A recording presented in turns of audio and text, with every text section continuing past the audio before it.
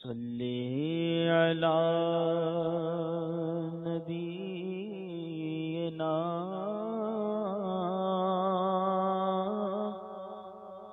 صلی علی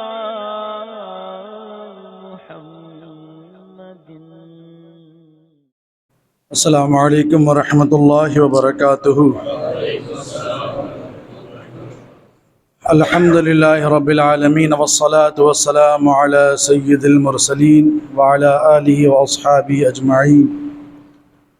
اعوذ باللہ من الشیطان الرجیم، بسم اللہ الرحمن الرحیم۔ ادع الی سبیل ربک بالحکمۃ والموعظۃ الحسنہ وجادلہم باللتی ہی احسن، صدق اللہ العظیم۔ چمک تجھ سے پاتے ہیں سب پانے والے یا رسول اللہ صلی اللہ تعالیٰ علیہ وسلم۔ چمک تجھ سے پاتے ہیں سب پانے والے، میرا دل بھی چمکا دے چمکانے والے۔ برستا نہیں دیکھ کر ابر رحمت، برستا نہیں دیکھ کر ابر رحمت، بدوں پر بھی برسا دے برسانے والے۔ میں مجرم ہوں آقا مجھے ساتھ لے لو، میں مجرم ہوں آقا مجھے ساتھ لے لو، کہ رستے میں ہے جا بجا تھانے والے۔ رہے گا یوں ہی ان کا چرچا رہے گا، رہے گا یوں ہی ان کا چرچا رہے گا، پڑے خاک ہو جائیں جل جانے والے۔ رضا نفس دشمن ہے دم میں نہ آنا، رضا نفس دشمن ہے دم میں نہ آنا، کہاں تم نے دیکھے ہیں چندرانے والے۔ آئیے ہم سب مل کر حضور اکرم نور مجسم رحمت عالم ارواحنا فدا صلی اللہ تعالی علیہ وسلم کی مقدس بارگاہ میں درود و سلام کا ہدیہ پیش کر لیں اور پڑھیں اللہم صلی علی سیدنا و نبینا و شفیعنا و حبیبنا و مولانا محمد وعلی آلہ واصحابہ وبارک وسلم، صلاۃ و سلام علیک یا سیدی یا رسول اللہ صلی اللہ تعالی علیہ وسلم۔ محترم حضرات، اللہ تبارک و تعالی اپنے مقدس کتاب قرآن مجید میں ارشاد فرماتا ہے، ادع الی سبیل ربک بالحکمۃ والموعظۃ الحسنہ وجادلہم باللتی ہی احسن، اور اپنے رب کی راہ کی طرف بلاؤ پکی تدبیر اور اچھی نصیحت سے،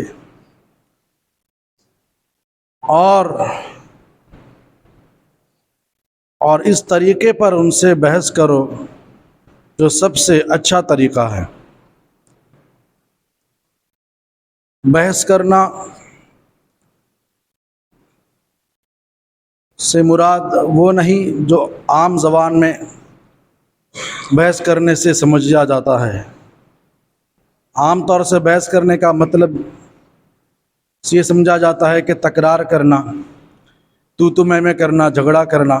یہاں وہ مراد نہیں، بلکہ اچھی طرح سے گفتگو کریں اور اچھے طریقے پر اسلام کی دعوت دیں۔ یہ حکم ہے سارے مسلمانوں کے لیے۔ مسلم شریف کی حدیث پاک ہے، سرکار دو عالم صلی اللہ تعالی علیہ وسلم ارشاد فرماتے ہیں، تم میں سے کوئی اگر کوئی برائی دیکھے تو اسے ہاتھ سے روک دے، اگر اس کی استطاعت نہ ہو تو زبان سے اسے روکے، اور اگر اس کی بھی استطاعت نہ ہو تو دل سے اسے برا جانے، اور فرمایا کہ یہ ایمان کا ادنا درجہ ہے۔ پتہ چلا کہ برائی سے روکنے کا کام ہر ایک کو کرنا ہے، ہر مسلمان کو۔ استطاعت اگر اتنی ہے کہ وہ سد باب کر دے، ہمیشہ کے لیے اس برائی کو ختم کر دے، خاتمہ کر دے اس برائی کا، تو ایسا ہی کرے۔ اور اگر اتنی استطاعت نہیں ہے، اتنا پاور نہیں ہے، تو اپنی زبان چلائے، اپنی زبان سے روکے۔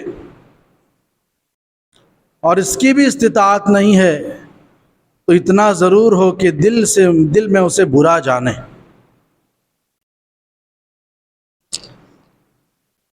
اور ترمذی شریف کی حدیث پاک ہے، سرکار دو عالم صلی اللہ تعالیٰ علیہ وسلم ارشاد فرماتے ہیں، قسم اس ذات کی جس کے دستے قدرت میں میری جان ہے، تم یا تو اچھی بات کا حکم کرو گے اور بری بات سے منع کرو گے، یا تو اللہ تبارک و تعالی تم پر عذاب نازل فرمائے گا، اور پھر تم دعا کرو گے، اور تم دعا کرو گے اس پر اور تمہاری دعا قبول نہیں ہوگی۔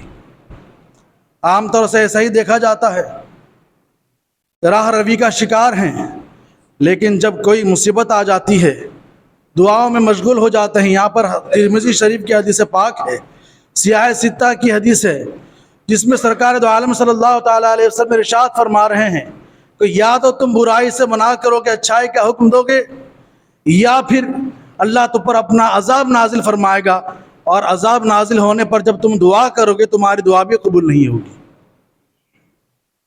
پتہ چلا کہ ہر فرد مومن پر یہ ضروری ہے کہ وہ دین سے وابستگی اختیار کرے اور دینی باتوں کو فروغ دے، دینی باتوں کا حکم دے، اور جو برائی دیکھے وہ برائی کو منع کرے۔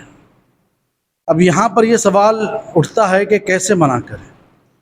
تو قرآن پاک فرماتا ہے والموعظۃ الحسنہ، موعظہ حسنہ سے، اچھی طرح سے، اچھے طریقے پر۔ ایسا نہیں کہ ہم نماز پڑھنے کے لیے آتے ہیں تو دوسروں کو حقارت سے دیکھیں اور پھر اعتراض کرتے جائیں کہ تو ایسا ہے، ویسا ہے، فلانا ہے۔ نہیں، کچھ لوگوں کی یہ عادت ہوتی ہے کہ بات بات میں اعتراض کرتے ہیں، بات بات میں نکتہ چینی ان کی عادت ہوتی ہے، ان کی سرشت میں یہ بات ہوتی ہے، بات بات پر اعتراض کرتے ہیں۔ اور کیسے اعتراض جس کا کوئی سر نہ پیر۔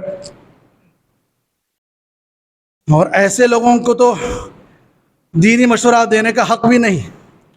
قرآن پاک ارشاد فرماتا ہے لا خیر فی کثیر من نجواہم، ان کے مشوروں میں کوئی بھلائی نہیں ہوتی۔ اگر بھلائی چاہتے ہیں کہ دین کی باتوں کو ہم فروغ دیں، دین کی تبلیغ کریں، تو اس کا احسن طریقہ بتایا گیا کہ آپ اچھے طریقے پر، جو سب سے اچھا طریقہ ہے اس طریقے پر آپ گفتگو کریں۔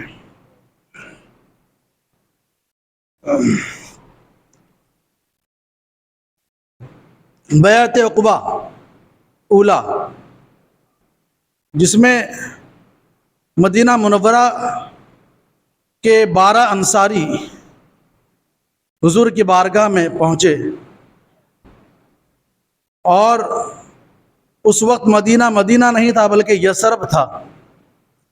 انصار کے 12 افراد حضور کی خدمت باغ برکت میں حاضر ہوئے، اور انہوں نے چوری نہ کرنے، زنا نہ کرنے، اپنی اولاد کو ناحق قتل نہ کرنے، اللہ تبارک و تعالیٰ کی فرما برداری کرنے پر بیعت لی۔ اور سرکار دو عالم صلی اللہ تعالیٰ علیہ وسلم نے ان کے ساتھ حضرت مصعب بن عمیر رضی اللہ تعالیٰ عنہ کو مدینہ منورہ بھیج دیا اپنا سفیر بنا کے، تاکہ وہ وہاں پر مدینہ کے رہنے والوں کو قرآن سکھائیں، قرآن کی تعلیم دیں اور دین کو پھیلائیں۔ اور حضرت مصعب بن عمیر رضی اللہ تعالیٰ عنہ وہ صحابی ہیں کہ جیسے یہ قرآن پاک کی آیتیں نازل ہوا کرتی تھی وہ حفظ کر لیا کرتے تھے، بڑے ہی ذہین تھے، اعلیٰ اخلاق کے مالک تھے۔ سرکار دو عالم صلی اللہ تعالیٰ علیہ وسلم نے ان کا انتخاب فرمایا، مدینہ منورہ پہنچے اور دین کی تبلیغ فرمانے لگے، دین کی تبلیغ فرمانے لگے۔ چند ہی مہینوں میں مدینہ منورہ کے گھروں میں اسلام کا چرچا ہونے لگا، اور لوگ اسلام سے متاثر ہونے لگے۔ بتایا گیا کہ اگر قبیلوں کے جو سردار ہیں وہ اگر مسلمان ہو جائیں تو ان کی وجہ سے وہ قبیلے والے بہت سے مشرب اسلام ہو جائیں گے۔ حضرت مصعب بن عمیر رضی اللہ تعالیٰ عنہ اسعد بن زرارہ رضی اللہ تعالیٰ عنہ کے گھر پر قیام کیا اور دین کی تبلیغ فرمانے لگے۔ قبیلے بنو عبد الاشہل کے دو افراد حضرت سعد بن معاذ اور حضرت اسید بن حفیر، یہ دونوں قوم کے سردار تھے۔ جب ان کو پتہ چلا کہ مصعب بن عمیر اور اسعد بن زرارہ یہ دونوں دین کی تبلیغ کر رہے ہیں، تو اسید بن حفیر نے کہا سعد بن معاذ سے کہ آپ چلے جائیں اور ان کو ڈانٹ ڈپٹ کریں اور یہاں سے ان کو دفع کریں، وہ ہماری مرضی کے خلاف ہمارے محلے میں آ کر دین کی تبلیغ کر رہے ہیں، ہمارے باپ دادا کے دھرم پر تھے اس سے ہٹانے کی کوشش کر رہے ہیں، ان کو یہاں سے دفع کیا جائے۔ حضرت اسید بن حفیر رضی اللہ تعالیٰ عنہ پہنچے، جیسے ہی پہنچے برا بھلا کہنے لگے کہ اگر تم اپنی جان کی خیر چاہتے تو یہاں سے چلے جاؤ۔ تو یہاں پر حضرت مصعب بن عمیر رضی اللہ تعالیٰ عنہ جھگڑا نہیں کرنے لگے، تو میں نہیں ہوئی، بلکہ آپ نے بڑے نرمی کے ساتھ فرمایا کہ آپ یہاں تشریف رکھیں اور میں جو بتاتا ہوں، میں جو کہوں گا، اگر آپ کو ٹھیک لگے تو آپ قبول کر لیں، اور اگر آپ کو ٹھیک نہ لگے تو ہم خود یہاں سے چلے جائیں گے۔ حضرت اسید بن نے اپنے تلوار کو گاڑ دیا اور بیٹھ گئے، اور یہاں حضرت مصعب بن عمیر ہیں کہ قرآن پاک پڑھنا شروع فرمایا، قرآن پاک کی توضیح تشریح کرنے لگے، اور حضرت اسید بن حفیر ہیں کہ وہ سن رہے ہیں، محسوس ہو رہے ہیں، کہتے ہیں کہ یہ کیسا کلام ہے، اتنا عمدہ کلام ہم نے کبھی سنا نہیں، کتنی جامعیت ہے اس کلام میں، کتنا پاکیزہ کلام ہے۔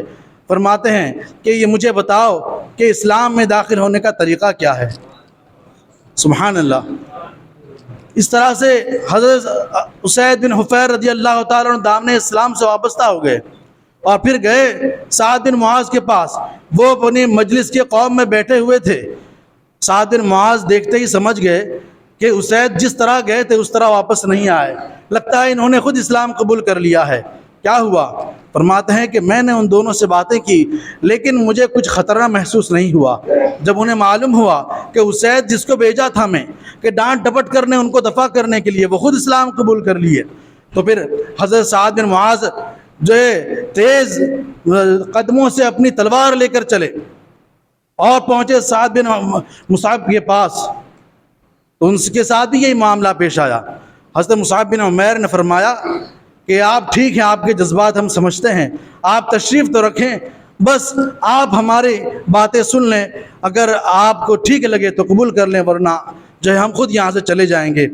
حضرت اسید بن حفیر بھی وہ بیٹھے، اور حضرت مصعب نے قرآن پاک کی تلاوت فرمانی شروع کی۔ کچھ ہی آیتوں کی تلاوت کی تھی کہ حضرت سعد بن معاذ کی دل کی دنیا بدل گئی، اور کہنے لگے کہ اسلام میں داخل ہونے کا طریقہ بتا دیا جائے۔ حضرت مصعب نے فرمایا کہ ایسا نہیں، پہلے تمہیں پاک ہونا ہوگا، غسل کرنا ہوگا۔ غسل کیا گیا، اس کے بعد انہوں نے فرمایا کہ اچھے کپڑے زیب تن کرو، پاکیزہ کپڑے پہنے۔ اس کے بعد 2 رکعت نماز پڑھنے کا حکم دیا۔ اس کے بعد پھر اسی طرح سے حضرت سعد بن معاذ رضی اللہ تعالیٰ عنہ اسلام قبول کرنے کے بعد جب اپنی قوم کے پاس گئے، اور قوم کے پاس گئے، قوم بھی سمجھ گئی کہ لگتا ہے یہ بھی اسلام سے وابستہ ہو گئے ہیں۔ سعد بن معاذ رضی اللہ تعالیٰ عنہ اپنے قوم میں جا کر کہتے ہیں، اے لوگو، میں تم سے پوچھنا چاہتا ہوں کہ تم میرے بارے میں کیا خیال کرتے ہو، میرے بارے میں تم کیا سمجھتے ہو؟ قوم نے کہا، آپ تو بڑے ہی پاکیزہ انسان ہیں، آپ کی باتیں اچھی ہوتی ہیں، آپ کی سوچ بہت اعلیٰ ہے، آپ جو کہیں گے ہم اس پر عمل کریں گے۔ حضرت سعد بن معاذ فرماتے ہیں، تو سن لو، میں تمہارے مردوں سے اور تمہاری عورتوں سے اس وقت تک بات نہیں کروں گا جب تک کہ تم اسلام میں داخل نہ ہو جاؤ۔ جیسے یہ سنا کہ سارے قوم بنی عبد الاشہل کے افراد اسلام میں وابستہ ہو گئے۔ تو محترم حضرات، یہاں سے میں یہ کہنا چاہوں گا کہ دین کی تبلیغ کرنا ہے، اور کس انداز میں؟ احسن طریقے پر، موعظہ حسنہ فرمایا گیا کہ تم اچھی پکی تدبیر کے ساتھ دین کی طرف بلاؤ، اور طریقوں میں جو سب سے اچھا طریقہ ہو اس طریقے پر اسلام کو پیش کرو، پھر دیکھو اسلام کی تاثیر۔